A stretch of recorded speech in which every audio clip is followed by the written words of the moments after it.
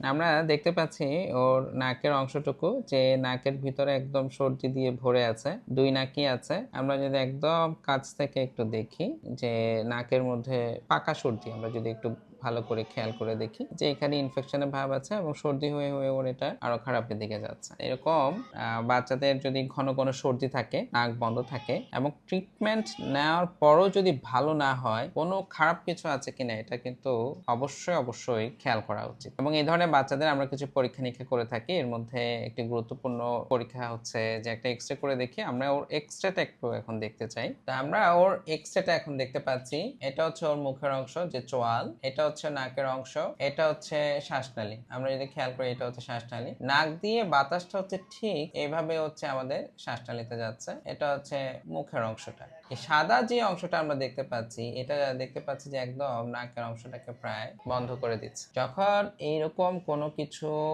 নাকের পিছনে এটা বড় হয়ে যায়, এটাকে আমরা মেডিকেলের ভাষায় বলি এডিনয়েড। এই এডিনয়েড যখন কারো থাকবে, যেটা বড় হয়ে যায়, তখন কিন্তু বাচ্চাদের এই যে নাকটা বন্ধ থাকবে। কেন? কারণ তার এই যে পথটা আছে এটা একদম সংকীর্ণ হয়ে গিয়েছে, যেটাকে বলে যে ন্যারো হয়ে যাওয়া বা এয়ার কলাম আমরা বলি অনেক সময়। যেটা বন্ধ হয়ে যায়, যখন সরু হয়ে যায় তখন বাতাসটা যেতে পারে না, তখনই কিন্তু বাচ্চাদের নাকে সর্দি হওয়া, নাক বন্ধ থাকা, হা করে ঘুমানো। হা করে কেন ঘুমাচ্ছে? কারণ নাক দিয়ে বাতাস যাচ্ছে না, এই জন্য সে দেখা যায় যে অনেক সময় হা করে ঘুমায়। এটার ফলে বাচ্চাদের দীর্ঘদিন ধরে যখন থাকে তখন কিন্তু তার একটা বিরূপ প্রতিক্রিয়া বাচ্চাদের মধ্যে দেখা যায়। তার দেখা যায় শারীরিক যে বিকাশ, মানসিক বিকাশ, বুদ্ধিমত্তার বিকাশ এগুলো কম হয়, মেজাজ খিটখিটে থাকে, তার স্কুল পারফরমেন্স বা মাদ্রাসায় যখন যায় তার দেখা যায় যে রোল নাম্বার পেছাতে থাকে বা তার যে ব্রেনের ডেভেলপমেন্ট আছে সেটা কম হয়। এবং আরেকটা ইম্পর্টেন্ট বিষয় যেটা হয়, এই যে বাচ্চাদের অনেক সময় যে ক্ষতিগুলো হয়, বিভিন্ন গবেষণায় দেখা গিয়েছে যে 8 বছর পর্যন্ত কিন্তু বাচ্চাদের ব্রেনের ডেভেলপমেন্টটা খুব ভালো হয়, কিন্তু এই রোগটা দেখা যায় যে এই বয়সেই হয়ে থাকে বেশি। যেমন ওর বয়স হচ্ছে 6 বছর, এবং এই ডেভেলপমেন্টের সময় যদি কারো এই ধরনের ক্ষতি হয়,